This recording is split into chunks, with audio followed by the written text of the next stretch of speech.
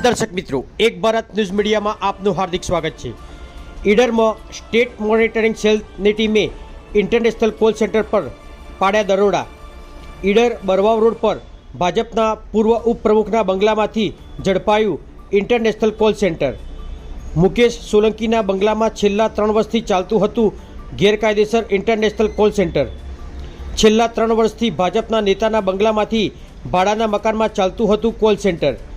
વિદેશોમાં લોન આપવાની લાલચે કરવામાં આવતી હતી મોટી છેતરપિંડી। ડોલરમાંથી ભારતીય કરન્સીમાં કન્વર્ટ કરીને થતી લાખો કરોડો રૂપિયાની છેતરપિંડી।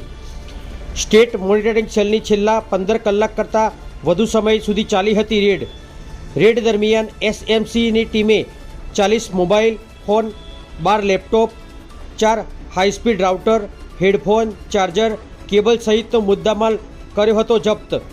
10 આરોપી સહિત લક્ઝરિયસ કાર કરાઈ જપ્ત। એસએમસી ટીમના દરોડાને પગલે આવનાર દિવસોમાં થશે મોટા ખુલાસા। ઇન્ટરનેશનલ કોલ સેન્ટર મામલે વિદેશોમાં કરોડોની છેતરપિંડી થઈ હોવાની શક્યતાઓ। ઓનલાઈન ક્લાસીસના નામે ઠગબાજોએ કર્યો હતો ભાડા કરાર। ક્લાસીસના નામે ઇન્ટરનેશનલ કોલ સેન્ટર ઝડપાતા સ્થાનિક પોલીસ પર ઉઠ્યા સવાલો। 10 આરોપીઓની અટકાયત કરી અન્ય સાગરીતોની તપાસ હાથ ધરાઈ। આવનાર દિવસોમાં એસએમસીની તપાસમાં છેતરપિંડી મામલે થઈ શકે છે મોટા ખુલાસાઓ। બ્યુરો રિપોર્ટ વિશાલ ચૌહાણ, સાબરકાંઠા।